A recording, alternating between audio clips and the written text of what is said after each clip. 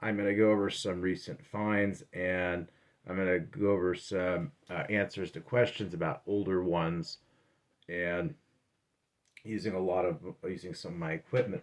So when I go out in the field, I typically have a loop with a black light and an LED light, and I go like 20 to somewhere between 20 and 50 times. I know 10 times is all you need, but I do it for my own personal reasons. And I have a pet cat toy that I take the chain off of, so that I have a laser to point to things, and a laser to test things with, and an extra black light to spot check things. I also sometimes have a larger black light. Uh, Natively, I have a Presidium 2 tester, which has a wand which will tell me what something is made out of at home as far as stone. And I have a digital microscope so that I can take video and pictures of whatever I'm looking at and get high resolution visual images of it. And a scale so I can get weights.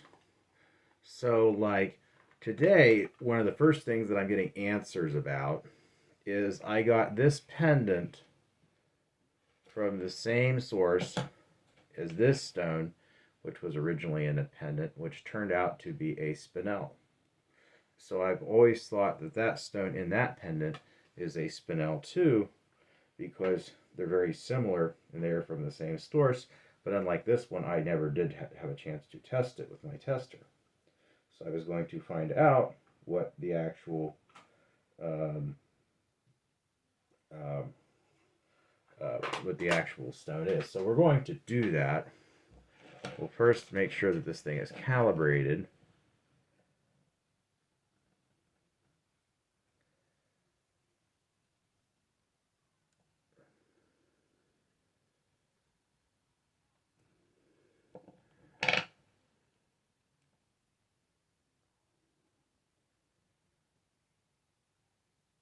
Okay, looks like it is.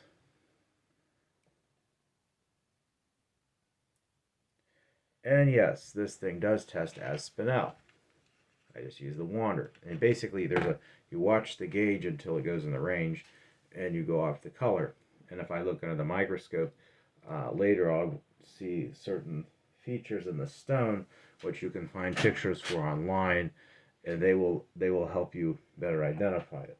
Now these other stones I've already identified recently that I already had. For instance, I had some very cheap sapphires. A lot of them were bought in lots that I bought for other stones, and these were cheap. Many of the stones that they bought in their lots were fake, but some of the stones in the lots were real. They were just lower quality. They actually had some emeralds. This is an emerald. It tested as an emerald. So is this. This is an emerald. And some of them even surprised me that were emeralds, like that. Um,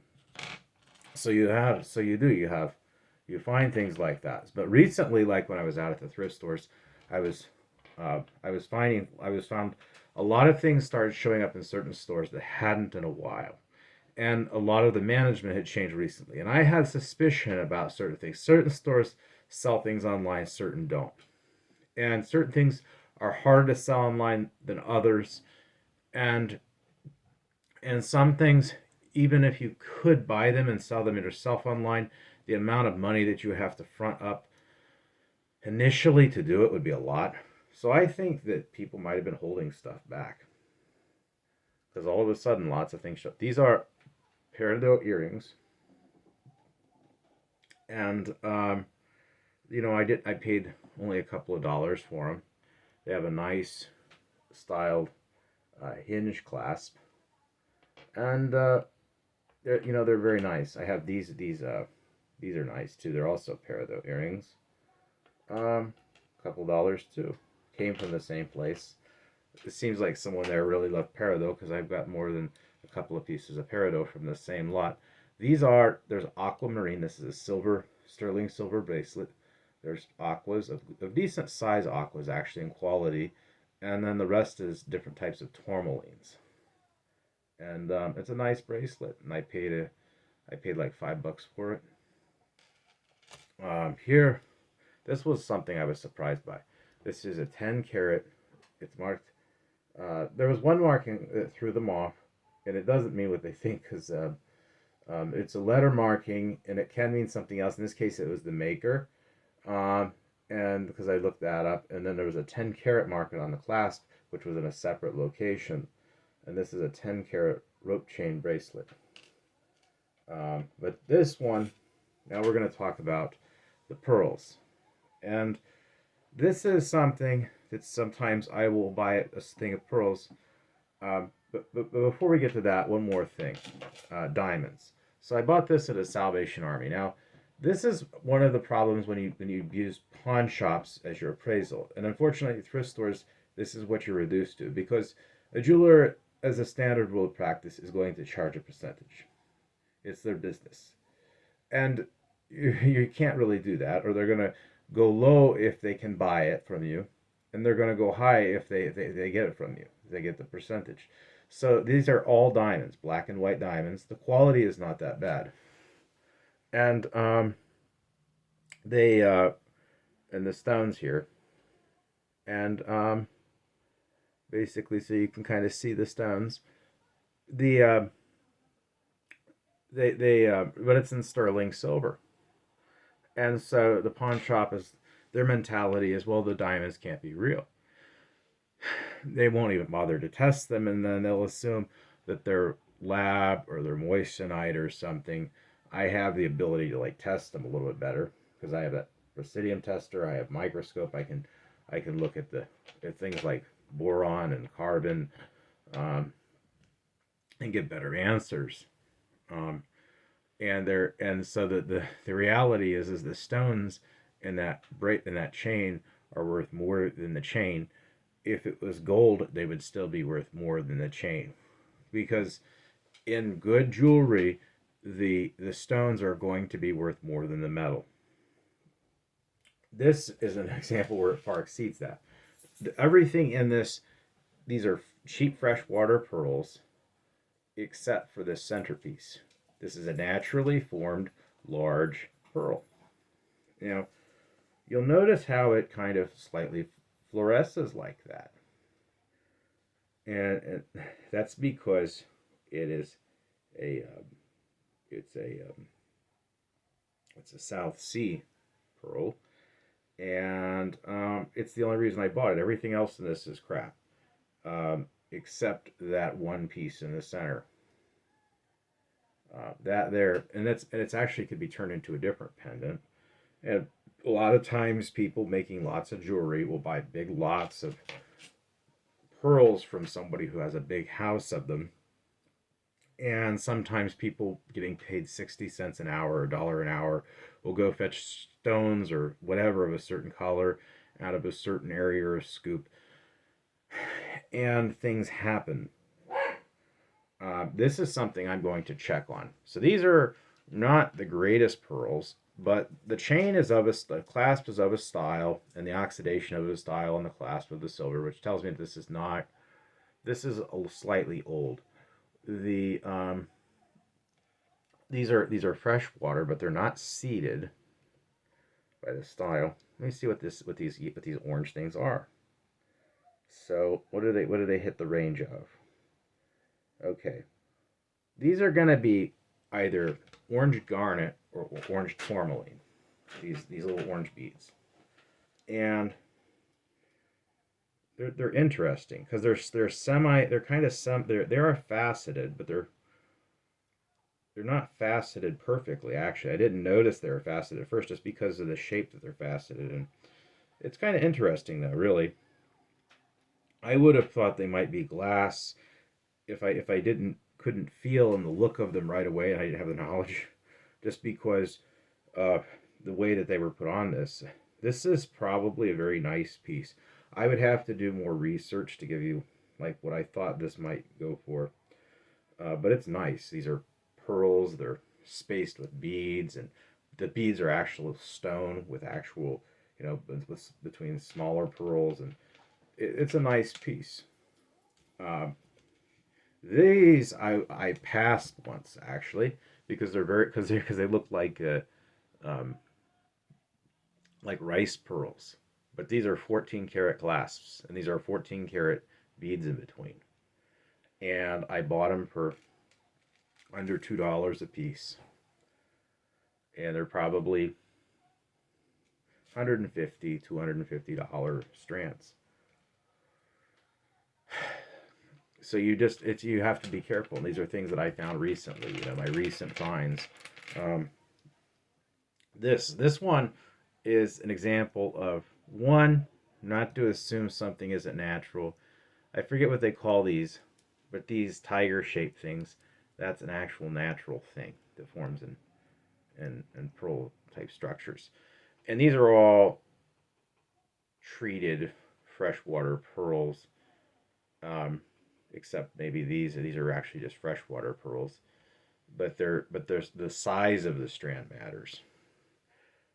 I don't have tiny hands by any stretch of the imagination. Um, this thing this thing is probably from here to here. This thing is probably 30 inches, maybe more. It's a long strand just sitting like that. Just so this is probably, if you were to able to unclasp this, even more. Big pearls. This one is also like that, and this is the last one for today. This one probably 3 feet, maybe slightly more. And these are all, these might not have been all dyed, but because of the size, even though these are fresh water, there's some value there. Under $2, like that, I'll buy that. So there's a lot of stuff like that.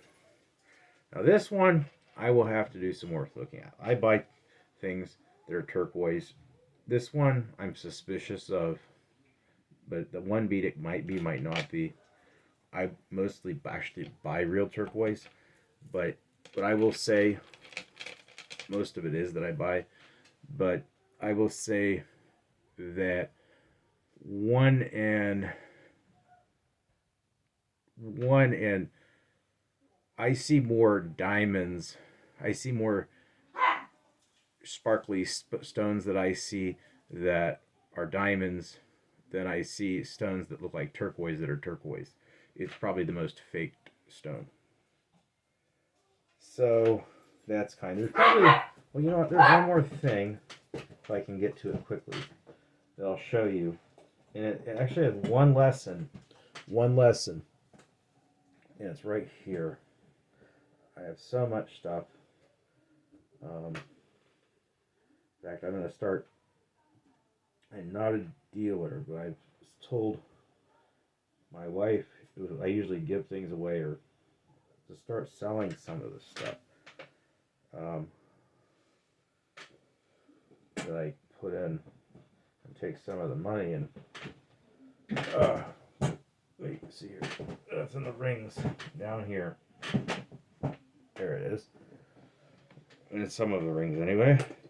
So it is an Art Deco ring, and this is something to watch for. So gold can tarnish, but pure gold can't tarnish. But 22, 23, 22, 18, 14, 12, 10, 8, 9 carat. It's not pure. So this is a 10 carat Art Deco ring. And it had some tarnish. So they thought, well, it's not gold. So I looked in there, and there's micro, very small European markings. And I suspected it was something because you could see inside, and it came off just by cleaning it with soap, but you could see inside that it was basically was hand forged because of the way that the scrolling was. And sure enough, it was. But the lower the carriage is, increases the chance it could tarnish, and that's one of the main reasons in the U.S. we don't have like 9, 8, and 6 carat like they do in some other parts of the world. So that's something to keep an eye out for and to think about. It doesn't tarnish the same way other metals will do. I will warn you. So it's not the same thing. So I would do a little research on it, so you understand what it does. But it does tarnish. It just tarnishes differently. Um, I was kind of surprised by that, but I thought, I was looking at this and this doesn't seem right. So that's what I found. That's the roundup. And one more thing, another recent thing, another reason to assume. Look at how big this is. It almost feels like a gold bracelet. It's so thick, and it's all freshwater pearls. You know, so just because something is freshwater pearl doesn't mean. I had some pink freshwater pearls that were perfectly round once that Jennifer's mom took off with. And those I know were worth a lot. They were perfectly round and they were natural, decent size. So, you know, just because something is fresh water does not mean that it is not valuable. It could, if it's rare enough and it is of the right color, it is.